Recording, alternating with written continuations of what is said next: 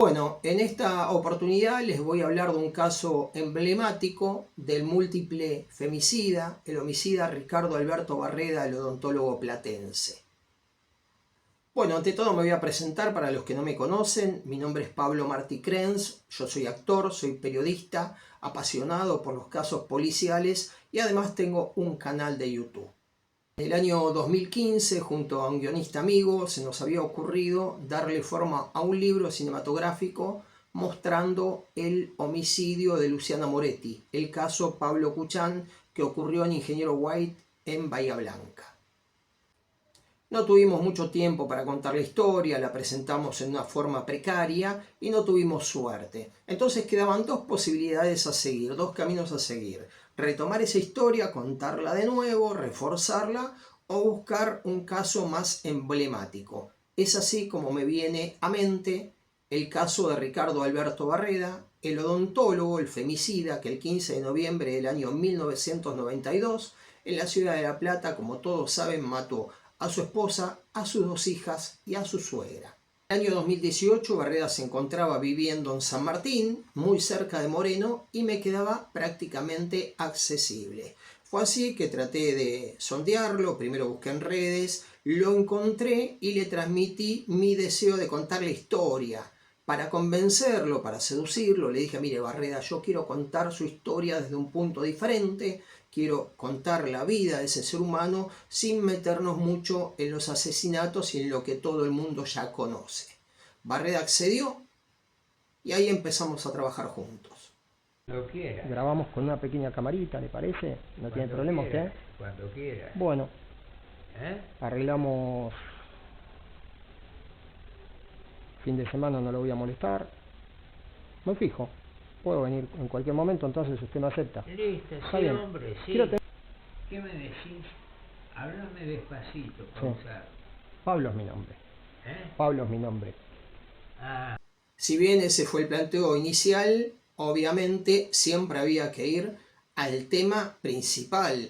Cada tanto yo decía: bueno, Ricardo, si no hablamos de los crímenes, este libro no se lo podemos vender a nadie. Y así fue como que en todo ese tiempo, ya que lo acompañé hasta el día que falleció, el 25 de mayo del 2020, me convertí en su confidente y me contó con lujo de detalles muchas cosas de su vida.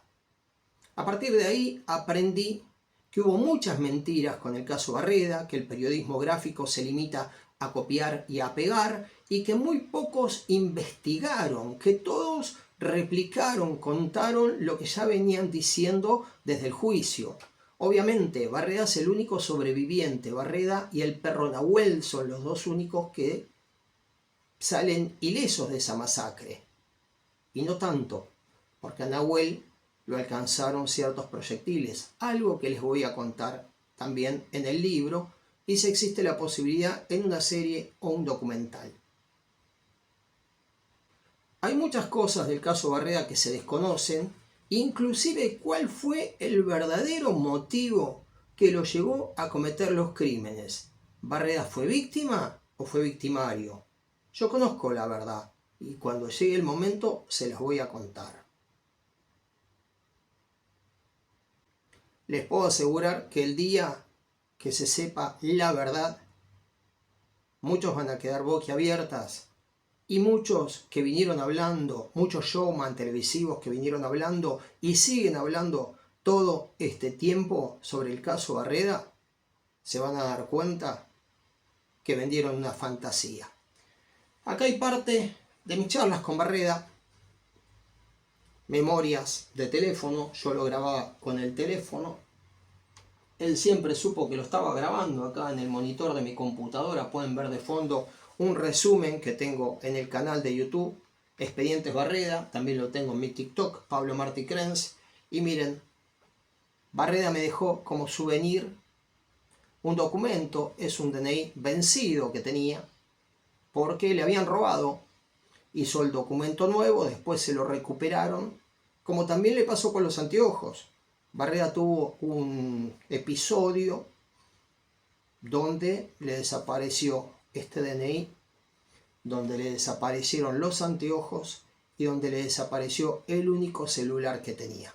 Bueno, pero no quiero cargarlos de información. Todo lo que acontece a Barreda, a la familia de Barreda, a la infancia de Barreda, a la adolescencia, sus amores, su pasión por la pesca, por las armas, el motivo que lo llevó a cometer los crímenes, lo voy a ir contando en su momento oportuno. Hoy vamos a hablar de la herencia, específicamente de la herencia de la casa de la calle 48-809, la casa del horror, la casa del terror, la casa de la masacre, como cada uno la fue llamando durante todo este tiempo. Esa casa donde el 15 de noviembre del año 1992, alrededor de las 10:30, Barreda mató a su mujer, a sus 2 hijas y a su suegra. Además de esa propiedad, Barreda y su mujer compartían también una casa en Mar del Plata y 2 vehículos, el Deca W y el Ford Falcon verde, tan característico, tan mencionado. Se habla de una motocicleta o una ciambreta, no los quiero desilusionar, pero también es otra mentira de la prensa. Esa motocicleta no figura en ningún lado. Y yo me tomé el trabajo de leer el expediente de punta a punta, un expediente que tengo acá. Hace unos días el Juzgado Civil y Comercial 17 hizo la declaratoria de herederos, algo que llevó muchísimo tiempo porque lo empezó gente que falleció, tuvieron que presentarse los herederos del fallecido y así sucesivamente hasta que hace aproximadamente un mes lo que supuestamente es la casa de Barreda tiene herederos. Hoy le voy a explicar las cosas como corresponde. Lo que se hizo, esa sucesión, es sobre los bienes de las mujeres, el 50% de la vivienda. Barreda fue declarado indigno, claro que fue declarado indigno. ¿Por qué? Porque en su momento, posterior, inmediato a los crímenes, hasta cambió la prelación, el orden de las muertes, para tratar de heredar la mitad de la casa. Barreda creyó que muertas las mujeres, las hijas y la suegra, el 100% de la casa sería para él. La justicia obviamente lo denega y lo declara indigno. Pero no es que Barreda perdió los derechos sobre la casa. Barreda tiene derechos sobre el otro 50%, donde si las mujeres, las hijas, estuvieran vivas, podrían ser herederas de esa parte. Hay una parte que le corresponde a él. Hay una parte que cuando después el gobierno hace la expropiación, Barreda se opone, hace una expropiación contradictoria, pero digamos que para el año 2019, que yo me encargaba personalmente de hablar con los abogados de él, Barreda ya debería haber cobrado la parte de la casa que le corresponde. Muchos dicen sí, pero por los impuestos que debe no le iba a tocar nada. La casa es una casa que tiene un valor altísimo. Ya en sí el terreno tiene un valor altísimo. Pasa que cuando se hace la expropiación se abona un valor fiscal. Después hay que hacer un juicio para cobrar lo que verdaderamente vale. Un juicio que muchas veces lleva muchísimo tiempo. Pero bueno, después dicen que hay impuestos, bueno, pero también hay muchas prescripciones por las que los abogados eventualmente hubieran tenido que luchar. ¿Y ahora qué pasa? Barreda debería haber cobrado y no cobró nunca. Justo es el cambio de gobierno, diciembre de 2019, después sobrevenía la feria y después llegó la pandemia. Barreda muere al poco tiempo, en mayo del 2020, el 25 de mayo. A partir de ahí entonces, ¿qué pasa con los bienes de Barreda? Tiene que tener sus herederos, se tiene que hacer una sucesión como en el mismo caso de las mujeres.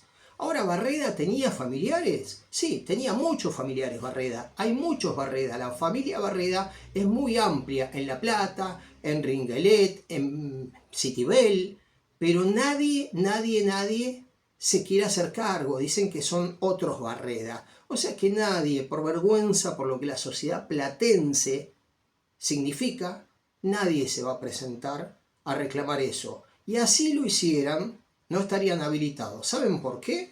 Porque Barreda, estando en prisión, le firmó un testamento a un psicólogo del Patronato de Liberados, al doctor Clara. y luego, ya en libertad, le firma otro testamento a su abogado, a su confidente en ese momento, al señor Gutiérrez. Ahora ustedes me dicen, ¿Gutiérrez pretendía heredar la vivienda? No. Gutiérrez me contó que se había hecho firmar ese testamento para cuidarlo de cualquier oportunista que se pudiera cruzar en un momento vulnerable de Barreda. Hoy, ¿qué pasa?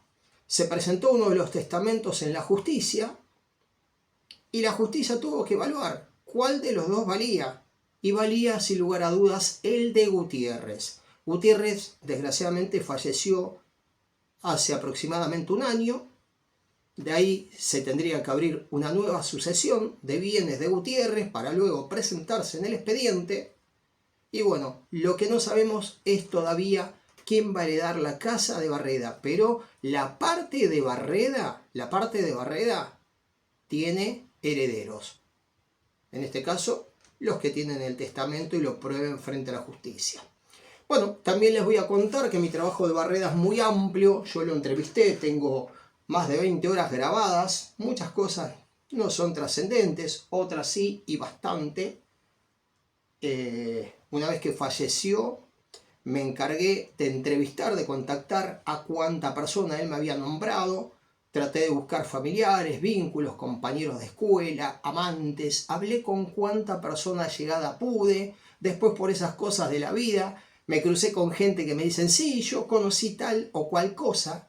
Hoy por hoy tengo para contar dos historias. La de Barreda y para darle voz, escuchen esto que es muy importante, a esas 4 mujeres víctimas. Esas 4 mujeres que nunca tuvieron voz porque murieron y nunca se pudieron defender. Yo hoy tengo todos los elementos para contar la historia verdadera. Ustedes dirán, ¿por qué todavía no pasó? Porque se contactaron muchas productoras, todas quieren sacar su rédito personal y muy pocas valoran mi trabajo profesional. Así que amigos, cuando llegue el momento van a saber la verdad. La verdad es una sola y como en el juego de naipes, ese de uno paradito al lado del otro, se van a caer todas las anteriores.